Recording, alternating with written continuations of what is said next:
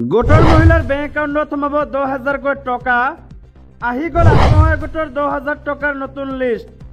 আৰম্ভ হ'ল প্ৰধানমন্ত্ৰী আৱাস যোজনাৰ নতুন আবেদন।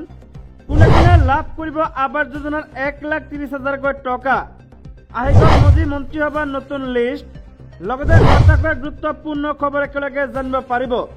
সবিশেষ জানিবলৈ চেনেলটো ছাবস্ক্ৰাইব কৰি সম্পূৰ্ণ ৰাজ্যৰ প্ৰথমটো ডাঙৰ গুৰুত্বপূৰ্ণ খবৰ হৈছে এই লিষ্টখনত নাম থাকিলে লাভ কৰিব 10,000 কোটি টকা।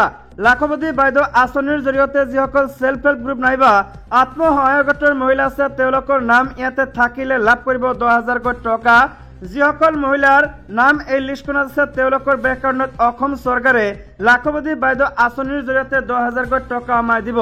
অৰ্থাৎ যদি আপোনালোকৰ সেলফ হেল্প গ্ৰুপৰ লিষ্টত নাম আছে তেতিয়াহে আপোনালোকে এই 10,000 কোটি টকা লাভ কৰিব।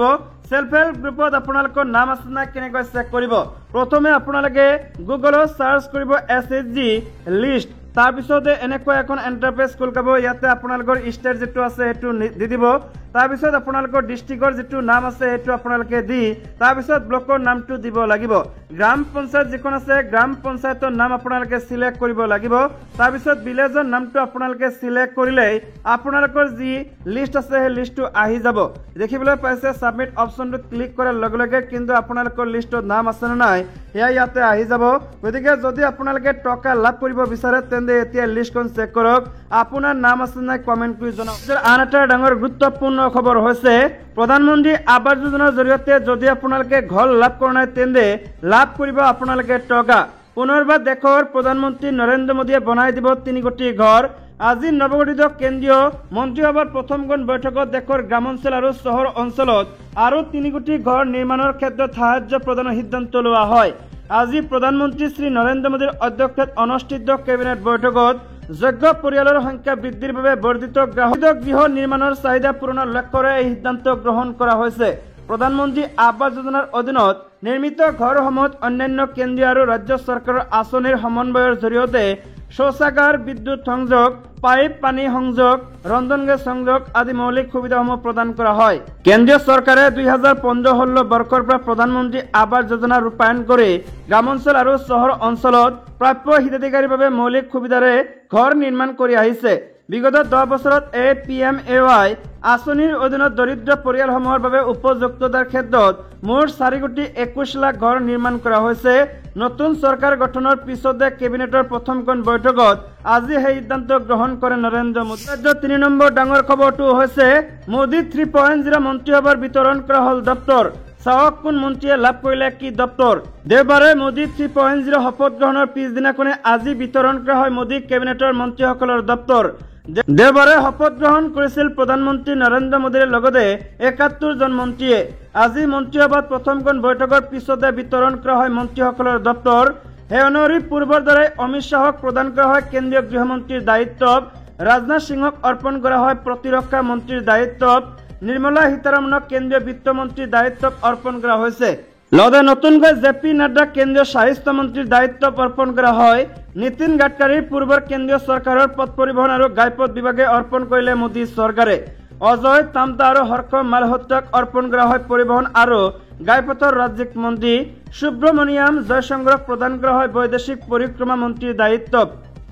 লগতে অসমৰ পবিত্ৰ মাৰ্গেৰিটাক বৈদেশিক পৰিক্ৰমা আৰু টেক্সটাইল বিভাগৰ ৰাজ্যিক মন্ত্ৰীৰ দায়িত্ব অৰ্পণ কৰা হয়।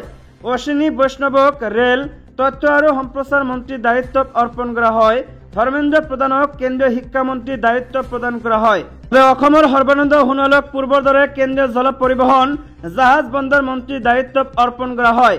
লগতে শান্তনু বৰঠাকুৰক জল পৰিবহণ জাহাজ বন্দৰৰ ৰাজ্যিক মন্ত্ৰীৰ দায়িত্ব অৰ্পণ কৰা হয়। কিৰেণ ৰিজিজুক সংসদীয় পৰিক্ৰমা আৰু সংখ্যালঘু পৰিক্ৰমা মন্ত্ৰালয়ৰ মন্ত্ৰীৰ দায়িত্ব অৰ্পণ কৰা হয়। গজেন্দ্ৰ সিং শেখাৱতক কেন্দ্ৰীয় সাংস্কৃতিক আৰু পৰ্যটন বিভাগৰ মন্ত্ৰীৰ দায়িত্ব অৰ্পণ কৰা হয়। লগতে সুৰেশ গোপী আৰু ইন্দ্ৰজিৎ সিঙক সাংস্কৃতিক আৰু পৰ্যটন বিভাগৰ ৰাজ্যিক মন্ত্ৰীৰ দায়িত্ব অৰ্পণ কৰা হয়। পীযুষ গোয়েলক বাণিজ্য বিভাগৰ মন্ত্ৰীৰ দায়িত্ব অৰ্পণ কৰা হয়। প্ৰহ্লাদ যোশীক গ্ৰাহক পৰিক্ৰমা মন্ত্ৰীৰ দায়িত্ব অৰ্পণ কৰা হয়। অন্নপূৰ্ণা দেৱীক কেন্দ্ৰীয় মহিলা আৰু শিশু কল্যাণ মন্ত্ৰীৰ দায়িত্ব অৰ্পণ কৰা হয়। আনহাতে চিৰাগ পাছোৱানক কেন্দ্ৰীয় খাদ্য সংশোধনী উদ্যোগ মন্ত্ৰালয়ৰ দায়িত্ব অৰ্পণ কৰা হয়। এইচ.ডি. কুমাৰস্বামী গুৰু উদ্যোগ আৰু তীখা বিভাগৰ মন্ত্ৰীৰ দায়িত্ব অৰ্পণ কৰা হয়। জ্যোতিৰাদিত্য সিন্ধিয়াক টেলিকম আৰু উত্তৰ পূৰ্বাঞ্চল উন্নয়ন বিভাগৰ মন্ত্ৰীৰ দায়িত্ব অৰ্পণ কৰা হয়। মনসুখ মাণ্ডব্যক শ্ৰম আৰু নিয়োগ মন্ত্ৰালয়ৰ লগতে যুৱ পৰিক্ৰমা আৰু ক্ৰীড়া মন্ত্ৰীৰ দায়িত্ব অৰ্পণ কৰা হৈছে। ভূপেন্দ্ৰ যাদৱক কেন্দ্ৰীয় বন আৰু পৰিৱেশ মন্ত্ৰীৰ দায়িত্ব অৰ্পণ কৰা হৈছে। ৰৱনীত বিট্টুক সংখ্যালঘু পৰিক্ৰমা বিভাগৰ মন্ত্ৰীৰ দায়িত্ব অৰ্পণ কৰা হৈছে। হৰদীপ পুৰীক পেট্ৰলিয়াম মন্ত্ৰালয়ৰ দায়িত্ব অৰ্পণ কৰা হয়। চি.আৰ. পাটিলক কেন্দ্ৰীয় জলশক্তি মন্ত্ৰীৰ দায়িত্ব অৰ্পণ কৰা হয়। ৰামমোহন নাইডুক কেন্দ্ৰীয় অসামৰিক বিমান পৰিবহণ মন্ত্ৰীৰ দায়িত্ব অৰ্পণ কৰা হয়। এই মুহূৰ্তত আহি পৰিছে চৰকাৰী কৰ্মচাৰীসকলৰ কাৰণে আন এটা ডাঙৰ গুৰুত্বপূৰ্ণ খবৰ। চৰকাৰী কৰ্মচাৰীৰ বাবে ডাঙৰ খবৰ, এই মাহতে অষ্টম বেতন আয়োগ তৃতীয়বাৰৰ বাবে প্ৰধানমন্ত্ৰী হোৱাৰ পিছত নৰেন্দ্ৰ মোদীয়ে কাৰ্যালয়ত উপস্থিত হৈ প্ৰথমটো বৃহৎ সিদ্ধান্ত গ্ৰহণ কৰে। তেওঁ সোমবাৰে কাৰ্যালয়ত উপস্থিত হৈ প্ৰথমে প্ৰধানমন্ত্ৰী কিষাণ সন্মান নিধি যোজনাৰ সপ্তদশ কিস্তিৰ ফাইলত স্বাক্ষৰ কৰে। কেন্দ্ৰীয় চৰকাৰৰ প্ৰধানমন্ত্ৰী কিষাণ সন্মান নিধি যোজনাৰ অধীনত 2,000 টকাকৈ বছৰে 6,000 টকা প্ৰদান কৰা হয় এই যোজনাৰ অধীনৰ হিতাধিকাৰীসকলক। তৃতীয়বাৰৰ বাবে প্ৰধানমন্ত্ৰী নৰেন্দ্ৰ মোদীয়ে শপত লোৱাৰ পিছতে অনুমান কৰা হৈছে কেন্দ্ৰীয় চৰকাৰৰ কৰ্মচাৰীসকল যথেষ্ট লাভান্বিত হ'ব। অষ্টম বেতন আয়োগ সন্দৰ্ভত এটা ডাঙৰ সিদ্ধান্ত ল'ব পাৰে বুলি ধাৰণা কৰা হৈছে। ফলত কেন্দ্ৰীয় চৰকাৰৰ কৰ্মচাৰীসকলে অনুভৱ কৰে যে এইবাৰ তেওঁলোকক বিশেষ সুবিধা প্ৰদান কৰিব মোদী চৰকাৰে। যদি তেনেকুৱা হয় তেন্তে কেন্দ্ৰীয় চৰকাৰৰ কৰ্মচাৰীৰ ফুলিব কপাল।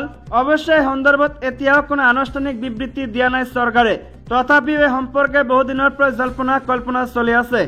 নৰেন্দ্ৰ মোদী তৃতীয়বাৰৰ বাবে কাৰ্যভাৰ গ্ৰহণ কৰাৰ পিছত কৰ্মচাৰীসকলৰ অপেক্ষা দিন শেষ হৈছে বুলি বহু মহলে দাবী কৰিছে। অষ্টম বেতন আয়োগ সন্দৰ্ভত এইবাৰ ডাঙৰ সফলতা আহিবলৈ গৈ আছে। এনেকুৱা হলে কেন্দ্ৰীয় চৰকাৰৰ কৰ্মচাৰীৰ দৰমহাত বৃহৎ বৃদ্ধি হ'বলৈ গৈ আছে।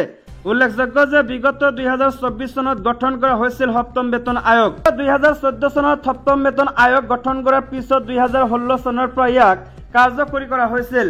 যদি এইবাৰ 2024 চনত অষ্টম বেতন আয়োগ গঠন হয় তেন্তে এই 2026 চনৰ পৰা কাৰ্যকৰী হ'ব পাৰে বুলি অনুমান কৰিব পাৰি। সাধাৰণতে প্ৰতি 10 বছৰৰ মূৰে মূৰে কেন্দ্ৰই নতুন বেতন আয়োগ গঠন কৰে। কেন্দ্ৰীয় চৰকাৰৰ কৰ্মচাৰীসকলক সন্তুষ্ট কৰিবলৈ কেন্দ্ৰই ফিটমেন্ট ফেক্টৰ বৃদ্ধি কৰিব পাৰে। বৰ্তমান ফিটমেন্ট ফেক্টৰ 2.60 পৰা 3.0 গুণলৈ বৃদ্ধি হ'ব পাৰে। এইদৰে ফিটমেন্ট ফেক্টৰ বৃদ্ধি কৰিলে কেন্দ্ৰীয় চৰকাৰৰ কৰ্মচাৰীৰ দৰমহাত বৃহৎ লাভ হ'ব পাৰে। সন্দৰ্ভত এতিয়ালৈকে কোনো আনুষ্ঠানিক বিবৃতি দিয়া হোৱা নাই যদিও নতুন মন্ত্ৰীসভা গঠনৰ পিছত দিয়াৰ বৃদ্ধিৰ লগতে দৰমহা বৃদ্ধিৰ ক্ষেত্ৰতো ডাঙৰ প্ৰভাৱ পৰিব। লগতে এই মুহূৰ্তত আহি পৰিছে আন এটা ডাঙৰ গুৰুত্বপূৰ্ণ খবৰ। জে.পি. নাড্ডাৰ আসনত কোন বহিব? বিজেপিৰ নতুন সভাপতি নিৰ্বাচন কেতিয়া হ'ব? বিজেপিৰ ৰাষ্ট্ৰীয় সভাপতি কোন হ'ব তাক লৈ ইতিমধ্যে জল্পনা কল্পনা আৰম্ভ হৈছে। পূৰ্বৰ সভাপতি জে.পি. নাড্ডা স্বাস্থ্য মন্ত্ৰীৰ পদবী গ্ৰহণ কৰাৰ পাছতে এতিয়া খালী হৈ পৰা সভাপতিৰ আসনখনৰ বাবে বহু কেইখন নেতাৰ নাম চৰ্চা হৈছে। ৰাষ্ট্ৰীয় সংবাদ মাধ্যমযোগে 7 ছেপ্টেম্বৰৰ ভিতৰতে বিজেপিৰ ৰাষ্ট্ৰীয় সভাপতিৰ বাবে নিৰ্বাচন অনুষ্ঠিত হ'ব। তেতিয়ালৈকে স্বাস্থ্য মন্ত্ৰালয়ৰ লগতে দলৰ সভাপতিৰ দায়িত্ব পালন কৰিব জে.পি. নাড্ডাই।